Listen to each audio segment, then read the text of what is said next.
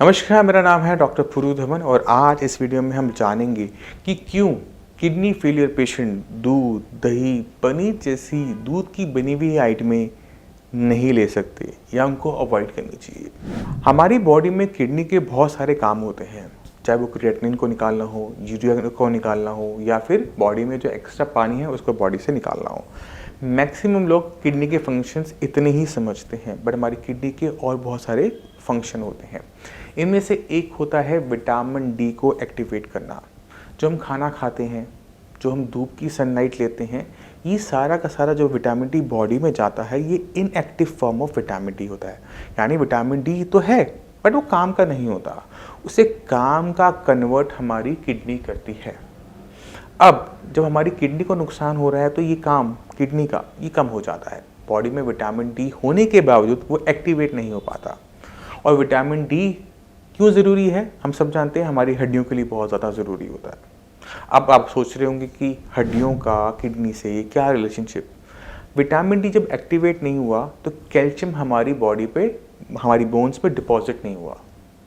अब जब हमारी बोन्स में कैल्शियम डिपॉजिट नहीं हुआ तो दिक्कत क्या होती है कि हमारी जो बोन्स हैं वो कमज़ोर होनी शुरू होती है, क्योंकि कैल्शियम की जगह ले लेता है फॉस्फोरस। और फॉस्फोरस कैल्शियम की तरह हार्ड नहीं होता, सॉफ्ट होता है।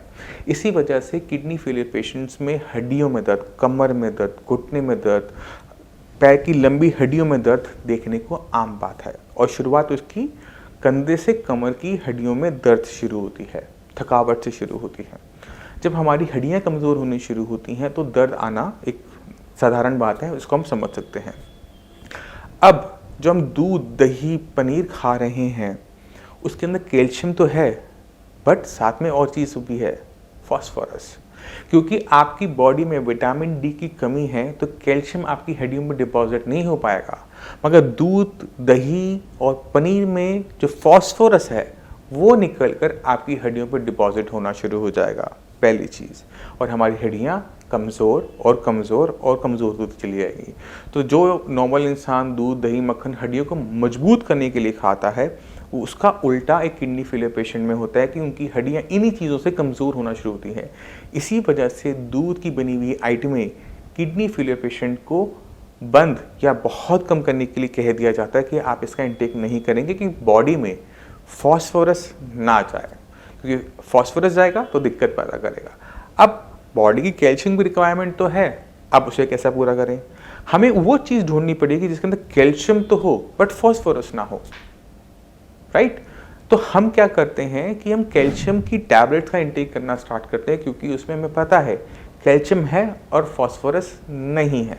इसी वजह से किडनी फेलियर पेशेंट की मेडिसिन के अंदर विटामिन डी और कैल्शियम रखा जाता है, जिससे हड्डियाँ वीक ना हो, कमज़ोर ना हो, दर्द ना हो। अब एक और दिक्कत इन दूध, दही और पनीर के अंदर होती है कि इनके अंदर प्रोटीन की मात्रा भी ज़्यादा होती है। पनीर है, प्रोटीन है, और किससे बन रहा है? दूध से बन रहा है, दही भी दूध से बन रही है। तो जो हम दूध लें, चाहे हम दही लें, चाहे हम पनीर लें, इनके अंदर प्रोटीन है। अब एक किडनी फेलियर पेशेंट की बॉडी में वेस्ट मटेरियल इकट्ठा हो रहा है, क्रिएटिनिन इकट्ठा हो रहा है। अब समझो इस बात को कि अगर हम एक किडनी फेलियर पेशेंट को कहते हैं कि आप जितना चाहो उतना पनीर खाओ, तो उसकी बॉडी में ज़रूरत से ज़्यादा प्रोटीन जाएगा। और ये प्रोटीन किस में कन्वर्ट होगा, एक बार सोच के देखो। बिल्कुल सही, ये जो प्रोटीन आप ले रहे हैं पनीर फॉर्म में, दही फॉर्म में या दूध फॉर्म में, ये कन्वर्ट हो जाता है क्रिएटिनिन के अंदर। और क्रिएटिनिन जो यहाँ पर बढ़ा वो किडनी खराब होने की वजह से नहीं बढ़ा, बॉडी में प्रोटीन का ज़रूरत से ज़्यादा इनटेक होने की वजह से बढ़ा, जो कि हमें एक फॉल्स सिग्नल देता है कि किडनी की खराब हो रही है, पेशेंट की किडनी और ख़राब होगी, जबकि ऐसा हुआ नहीं था। इसी वजह से भी किसी भी किडनी फेलियर पेशेंट में पनीर, दही या फिर दूध की आइटमों को कम कर दिया जाता है। अब सवाल ये उठता है कि बॉडी की रिक्वायरमेंट तो है, प्रोटीन तो चाहिए, क्योंकि पूरी बॉडी प्रोटीन की बनी हुई है। अगर हम प्रोटीन नहीं लेंगे तो हमारी बॉडी में डेफिशिएंसी तैयार होंगी। तो ये सोचना भी बिल्कुल सही है। तो किडनी फेलियर पेशेंट को दूध दिया जा सकता है। अगर आपकी बॉडी में स्वेलिंग नहीं है तो आप 1 कप गाय का दूध डबल टोन्ड आप डेली बेसिस पे ले सकते हैं, क्योंकि मैक्सिमम फैट एंड प्रोटीन उसमें निकल चुका होता है और जो भी होता है वो बहुत डाइल्यूटेड फॉर्म में होता है। तो किसी भी टाइप का नुकसान डेली 1 कप दूध लेने से गाय का स्पेशली नहीं देखा जाता। तो दूध अलाउड है बट उसकी लिमिटेशन है 1 कप। अगर हम इन चीज़ों का ध्यान रखते हैं तो हमें फ़ायदा होता है। अब दूसरी चीज़ जो हम आते हैं दही पे बात करते हैं। दही एक और रीज़न से मना होती है, वो है उसमें जो रखा हुआ है लैक्टिक एसिड। दही कब बनती है? जब उसमें लैक्टोबैसिलस नाम का बैक्टीरिया काम करता है।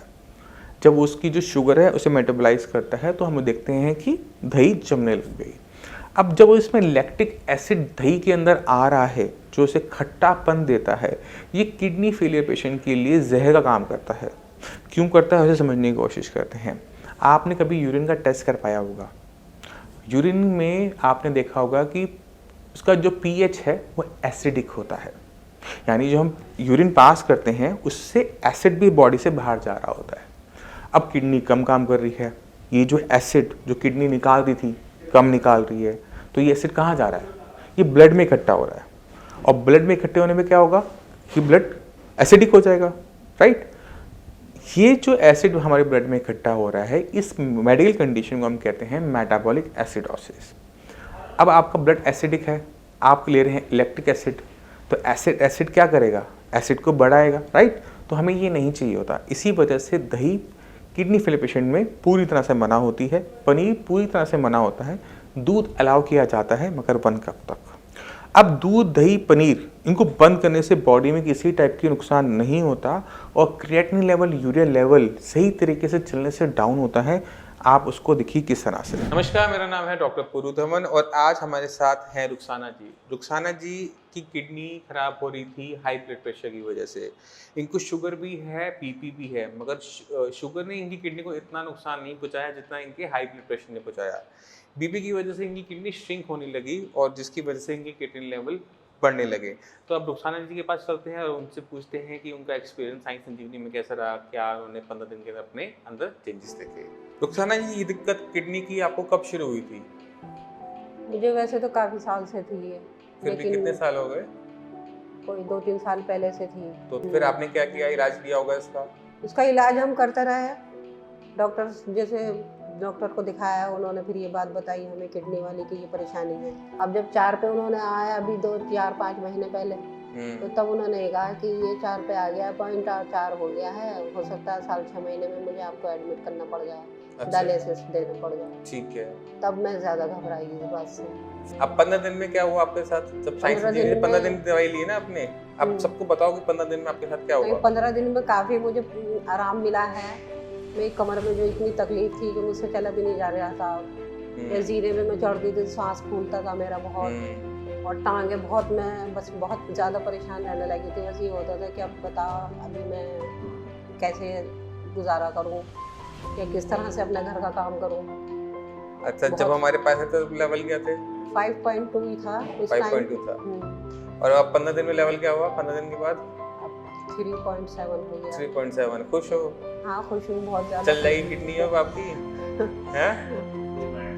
चल तो रही है, आगे अल्लाह मालिक है। ठीक है। अच्छा, बाकी जो किडनी के मरीज होते हैं जो इधर उधर भटकते रहते हैं, उनको क्या कहना चाहते हो? मैं उनको तो यही कहना चाहती हूँ, सलाह यही देती हूँ कि जहाँ मैं अपना इलाज करा रही हूँ वहाँ कराएं, ज़्यादा बेहतर है। तो आपने खुद देखा कि डाइट में हम जब थोड़े से चेंजेस करते हैं, सही तरीके से काम करते हैं, तो हमें रिजल्ट्स देखने को मिलते हैं। डाइट के ऊपर पूरी की पूरी वीडियो कि किन चीज़ों बंद करना है, क्यों बंद करना है, किस वजह से बंद करना है, मैं ऊपर लिंक में आपके लिए छोड़ रहा हूँ। आप वहाँ पर जाके पूरी की पूरी डिटेल डाइट की वीडियो को देख सकते हैं।